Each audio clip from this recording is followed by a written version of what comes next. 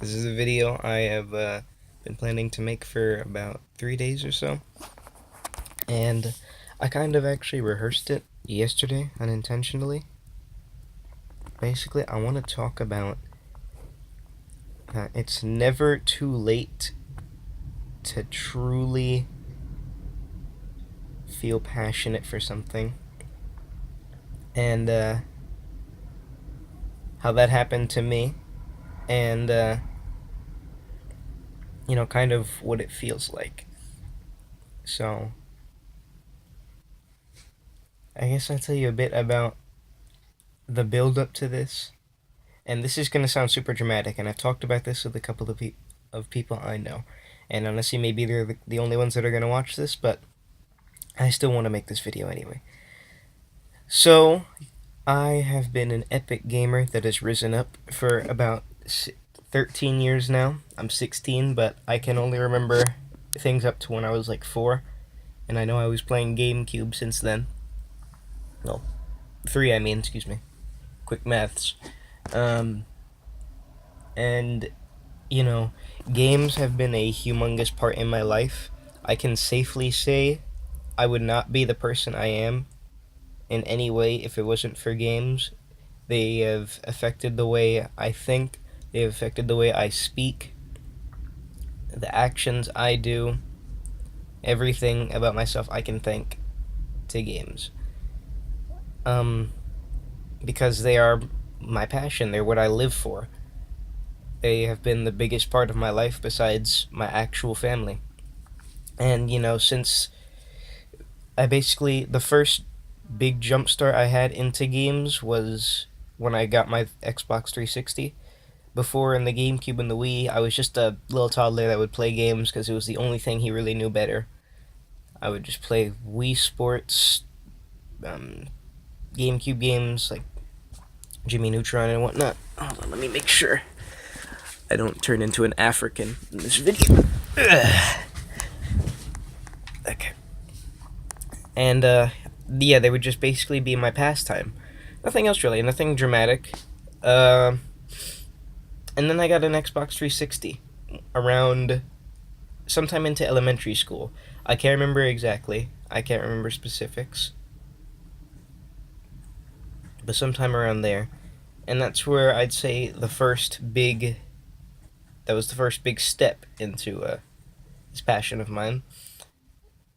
It's where I met a lot of people, but only 2 of them have stuck with me. I used to just play Left 4 Dead, Call of Duty, Halo Reach. At some point, I got Halo 3. And looking at that account, I may have been there longer, I think, than I was on the Xbox One, but I don't have a lot of games, really. I was playing the exact same things for years. Only thing I can really remember being a big change was when I got Black Ops 2 and maybe Dead Space 3. But other than that, I was really playing the exact same games just for years, with sudden change like Spartacus Legends, like Ascend Hand of Kull. It's a game that many people may know. And still, games were and still are the biggest part of my life, but oh, and Naughty Bear, of course, can't forget that. A tier. Uh, but I didn't get much from them. Like, if you were to ask me, hey, what do you get from this? I just say I enjoy it. It's a fun pastime. That's it, really. But at the same time, I was young, remember. So then the Xbox One comes out, and I've got two people left, because I had many different groups of friends back on the 360, but only 2 of them stuck with me. And I'm gonna try and stay away from specifics in the 3 things I might talk about in this video. But yeah, basically 2 of those people from the 360 stuck with me. Moving forward, say 2015, first EA Battlefront comes out, and more fast forwarding, it turns out I've never played a game as much as it. I have 81 days clocked in to EA Battlefront, which equates to 1940 1941 hours, just behind 2000 hours. I have never played a game as long as I had played the first EA Battlefront in my life. And that game, as much as basically everyone that plays it can say this, and I agree, it's not a good game. And it's disrespectful to what was built in the past. As outdated gameplay wise, I think one thing it is better though, gameplay wise. Gameplay wise, I think it's much better than the old Battlefronts. Because, and sorry if I sound a bit funny, I just got up. Because it, the old Battlefronts, like heroes and whatnot, basically half the roster plays identical. And sure, it has a bunch of different stuff, but the way it plays is outdated. And I think the new Battlefront, if that's one thing I got right, it is gameplay. I think it's better gameplay. Opinion. You can lynch me later. Um, and I've met everyone that I know now, besides those two people, like I said, from that game. And that's definitely something that's stuck with me. So now I have around 9. Well, in my little clique, I have 1, 2, 3, 4, 5 friends. And it's such a small number because at this point in my life, at 16, I realize I am 2 years away from being a grown dude out of school and hopefully, fending for myself out there. And I realize that I need to really foster, I think that's the word, the relationships I have with these people, and that's why the list is so small compared to other people's friends list on Xbox. You might see they have 40 people added, 80, whatever, and that's not that bad. I had 400 people added, but I deleted it and narrowed it down to these 9 people, which in this inner clique I have, it's like 5, really. Um, so yeah, it's so small because I want the people that I know that I really appreciate them for sticking with me. There's no reason, especially the one of the people from the 360 days. And like I said, I've talked to them basically about this, so I'm kind of regurgitating all this information. And the fact that they've stuck with me for that long, it may not seem that dramatic, but I think it's actually really important. I think it means a lot because real life friend wise, I don't have many. From elementary school, don't know anyone left there. From middle school, don't know any of them anymore. 5 years with them, 3 years with them, gone as soon as the last day of school came. Not because I don't care about them. I hope they're alive and well, primarily alive. And I hope I'm kind of, embedded in their memory. I think I'm a pretty unforgettable person, not to, you know, gloat or whatever. But yeah, like I said, they're kind of just gone now. And now in high school is where the relationships are really supposed to last until something more. Maybe blossoming into college, maybe blossoming in just to adulthood and from there. But I don't really know what's gonna happen from there. I'm 2 years away from getting out of high school, and I don't really know where I stand with them. I don't have many phone numbers. I don't know if I want many phone numbers.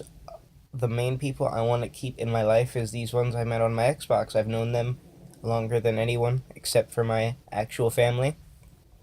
And the fact that they've been with me for that time has I now understand what that really means, even if they themselves may not think it's that serious. I think it is. So, reason I titled this Never Too Late is because back to thing in gaming. Gaming has definitely been a humongous part of my life. But I can't say there's ever been like a favorite game I've had. A game that has really like struck a chord with me. And I've played a lot of games and different series in my time. some ones off the top of my head. I've played through the entire Dark Souls series. I played Dark Souls 1 before 2 came out, so I was there before 3, because, 3 is where everyone became a Dark Souls fan. I played through the Outlast series. I've played through the Dead Space series, which I think I started with 2, but now my favorite is definitely 1. Dead Space 1. 3 is a good game too, but, it's just different. And just looking at this list, and there's other ones from what is it, from 360. It may not look like I've played a lot of games, but I think I have. It feels like I have, definitely. I have 63,000 gamer score. That's a lot compared to most people. Call of Duty, the Call of Duty series, starting with Black Ops 1.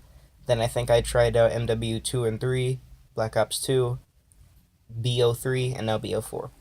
1 is definitely my favorite there. The Battlefront series by EA. I've played a lot. Naughty Bear, Left 4 Dead, you get the gist. F13, Friday the 13th, the game. And there's a lot of these games I can definitely put as, personal favorites of mine. But can I give you a reason for that? A specific reason? I definitely know I couldn't when I was younger. I said this to someone before, but when you're young, you don't really have an opinion.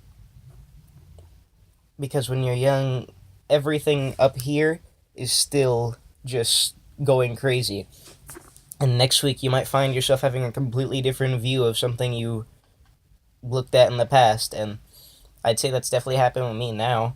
I've taken a lot of big steps in my career as an epic gamer that's risen up, and one of those has been I've officially deleted the Battlefront series from my life, EA's, because I now realize that those games just aren't, they ain't special no more, and it's just not cute anymore. $60 games have really gone down the drain, and it sucks to see your passion, everything your life is built around, start to just decay around you. And it's definitely a very saddening feeling, but I still have faith. I'm a very hopeful person. I'm extremely optimistic, which I was for Battlefront 2 especially, but not anymore. At some point you need to move on, and that's what I'm doing. It wasn't even a hard goodbye. But going back to, these games, how they've touched me, I can't really say how.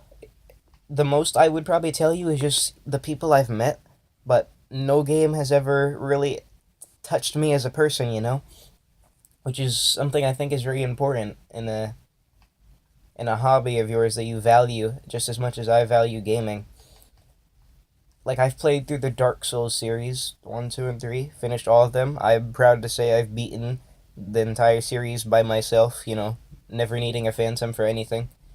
And that game, how could I really say it's affected me? I can't say it's affected me at all. It was just a fun game, a fun challenge.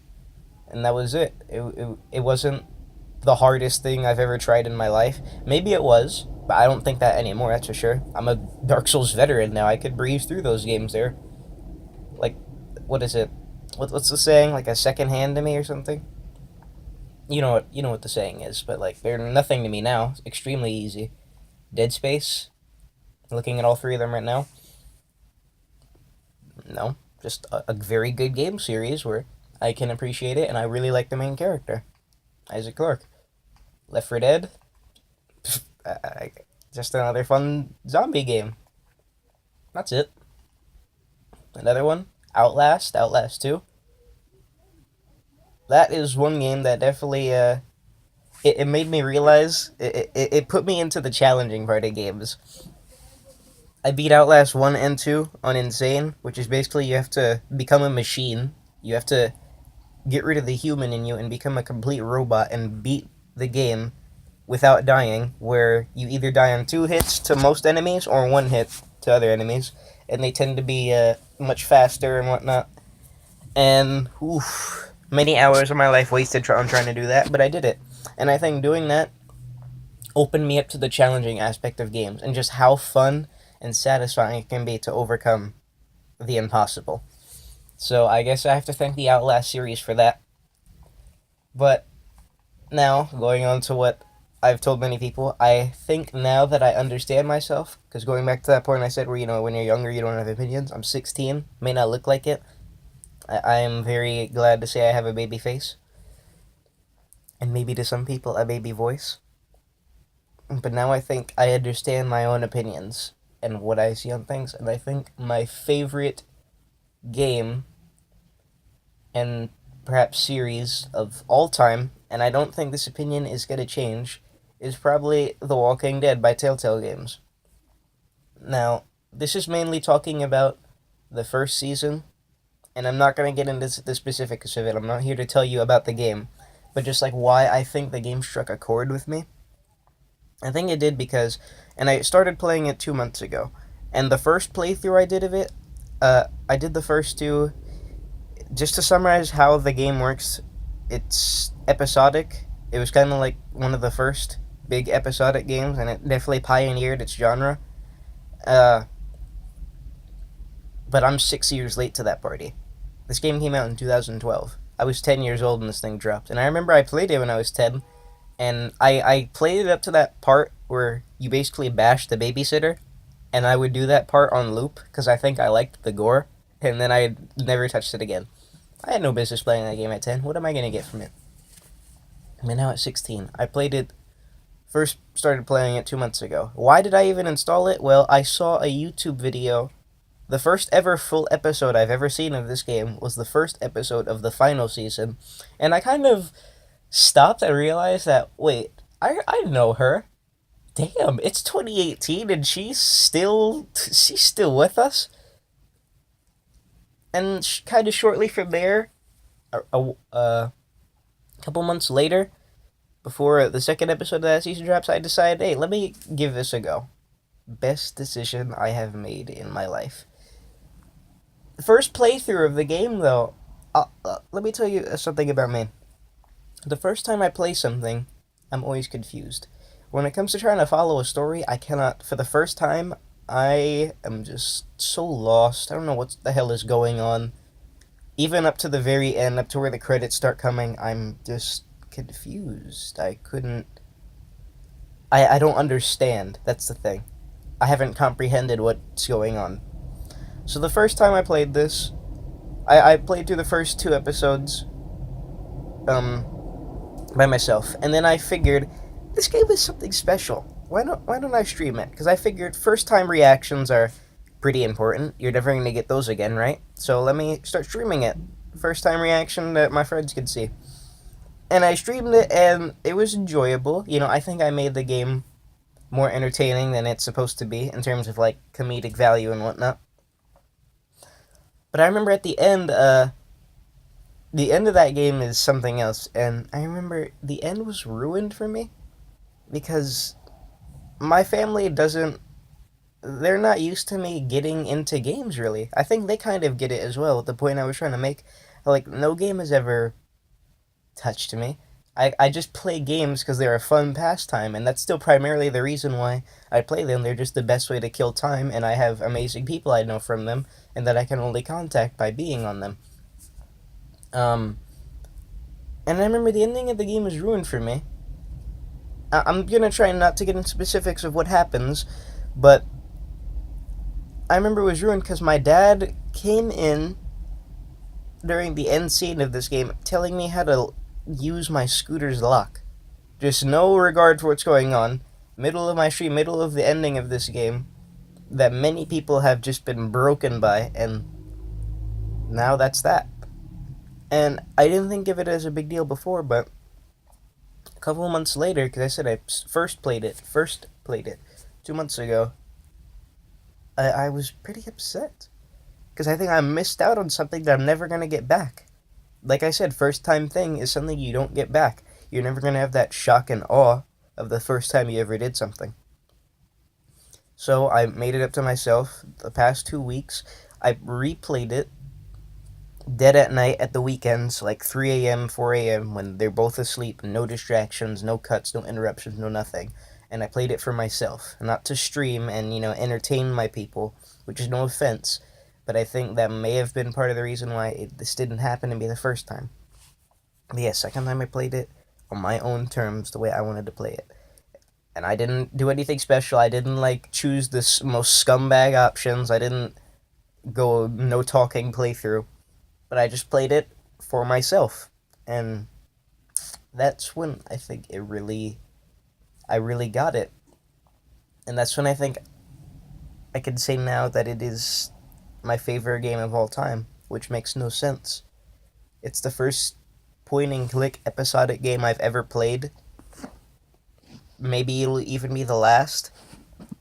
And it goes that high up on the pedestal for me. Like, what the hell is going on? But I don't think I've ever played a game where the connection is so. It's there. I've never experienced characters that I just value so much. I've never had a game that's finished so many of my sentences. So this is kind of a personal thing for me, but throughout the entire series, they kind of like finish statements I'm about to say. Like when I'm looking at it and I kind of just I talk to myself a lot, so I'll say this and they'll say that right before I say it. And I think that's kind of a funny thing. And it's kind of a personal thing, you know. But going back, it is it has the best writing I've ever seen in a game, the best story I've seen in a game. It has the best characters I've seen in a game. It has the most fitting and well designed music I've seen in a game. And for that, I think it is the best game ever made.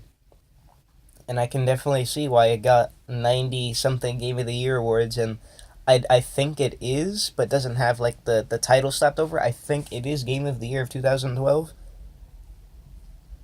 And I think if a zombie game can give you goosebumps on your skin by just chopping through a horde, and if you've played it, you know what I'm talking about. I think that's definitely something. I remember the second time I played it, towards the end, on episode 5, the last one, I felt all the symptoms of what's about to happen. Because I remember everything was kind of going through my head and it was feeling weird. And towards episode 5, as these events were happening, I'll try. I might explain a little bit, but I don't want to get too specific. But like as my friend sacrificed himself, I started feeling my heart. My heart was like really thumping like crazy. I'm skinny enough to where if I stop and pay attention, I can basically always notice my heart. But like out of nowhere, it just started like it was just thumping like crazy. Then, as I noticed, my main protagonist is now literally changing color. My left hand was getting so sweaty, and it is now. Don't know if that has anything to do with anything. I won't speculate, but my left hand just got so sweaty. And then that horde part that I said that gives you goosebumps on your skin. The fattest of smiles on my face. The music that plays through that scene, and I think what it encompasses, what it embodies, is something special. And then the end happens, and I know what I want to say. I know what's going to happen. I know the events that transpire after. But I also know what's going to happen with me. So I put down my controller, because this isn't a game where you need both hands on your controller. I put down my controller, and I kind of just brace myself for what's about to happen, and I click what I wanted to click with my left hand. And then just as the last scene is shown, the last shot plays, I absolutely just broke down crying. And this was less than 2 weeks ago. I think this was on the 19th. The 19th of this November. And I thought it was so weird. I was sobbing through the entirety of the credits. All the way through the credits. And nothing like that's ever happened to me. The only times I've ever cried for a game is when I'm extremely upset. I'm not the type of mad person that will start smashing things. Sorry, I'm kind of sick. Smashing things and cursing at the top of my lungs. When I get mad, I'm just gonna get super hot and I'm just gonna start crying out of frustration. And yet, for the first time, fully knowing what's going to happen, spoiled, you could say technically, as to what's gonna happen, is when it got me. Because I think that's when I fully understood the gravity of what just happened. And that's a moment I don't think I can ever forget. The first time I've ever cried during a video game. And that of all the games, too, right? I didn't cry at the end of the Dark Souls series. I didn't cry at the end of, I don't know, Dead Space, with that cliffhanger ending, honestly.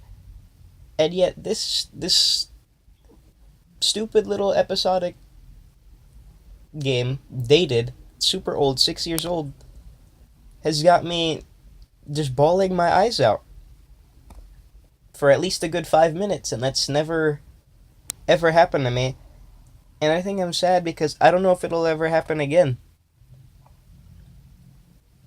So I think that game, The Walking Dead, I think it's definitely affected me on a personal level. It's definitely changed the way I see my friendships, the way I talk to my friends. I kind of now really understand what it's meant for them to be with me for so long.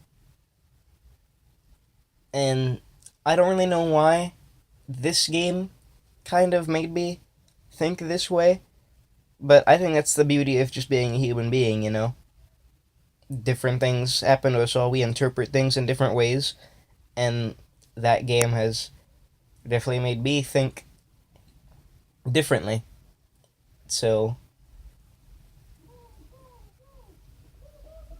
yeah, I think it has everything that a game needs to just be unforgettable. And saying that it's not a game where I could play it all the time. Maybe once every 2 months, but not once a week, not daily. Couldn't do that. So just going back to that, I think what it did to me, this 6-year-old game by this now shut down company, in just 8 hours. 8 hours is how long average it spans for you to complete that first game. I think what it did in 8 hours is definitely a monument to gaming. I can see how it pioneered its own genre, and I say personally for me, it's favorite game of all time for the things that it did to me. And I think that's why I titled this It's Never Too Late. 16 years old is how old I am. This passion I've had for 13 years, and it took me this long to find something that finally got me. And I think that says something. I never thought something like that would ever happen to me in all my time playing. I've seen people say how they've cried at the end of, pieces of media, movies, games, and I didn't think any less of the people, but I thought. I didn't think, actually. I thought, okay. But I never thought that would happen to me. And I think I'm a person that's seen a lot. I've seen tragedy in real life. I know I've seen at least one dead body with my own eyes. I've seen so many horrific videos of just death and anguish and just stuff that people would not be able to stomach. And I can see these time and time again without even squirming. Without even flinching. Things don't faze me. And yet I have never seen something as sad as the end to that first game. And that may make me sound like a horrible person, putting that above real life. But as I said, I'm an epic gamer because this is what my life is. So I'm glad that I played this game. I think playing that game is one of, if not maybe the best thing that's ever happened to me, because I think it's definitely made me evolve a few years in maturity. So yeah, that was basically the point I wanted to hit, which I saved for the end of this video. That how that game really got me, and I think it can happen to anyone now. That's what I think it taught me. That these things, you can get these things from anything. Like how I got it out of the most unexpected of things. As said, I'd never played a point and click game in my life. I thought that was like the second worst genre, next to racing games. Racing games and point and click I thought were resident sleeper as hell for my Twitch viewers. And boom, first one I played, this is what it did to me. So I definitely say if you feel like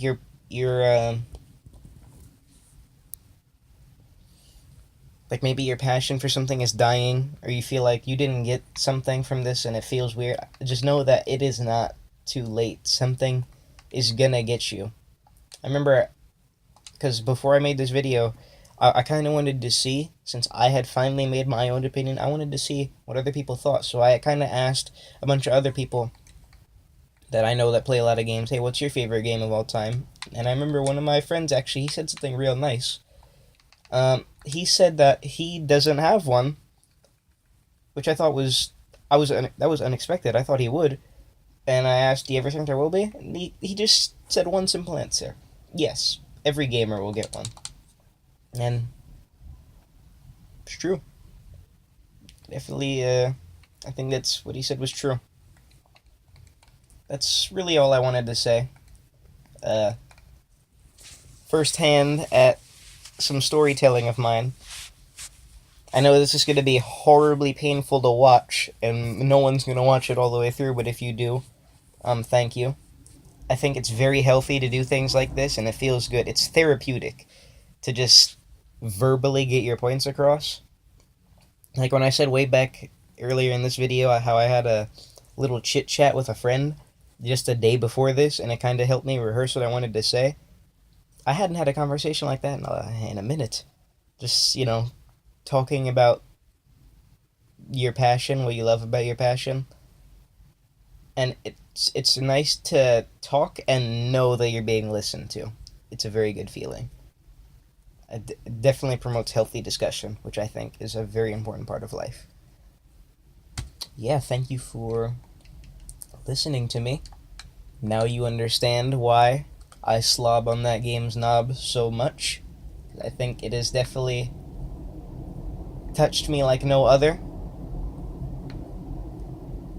And that's really it. Thank you for watching. And I don't know when I'm going to do something like this again. 33 minutes. If you watch this all the way through, you're definitely an epic gamer. Rise up.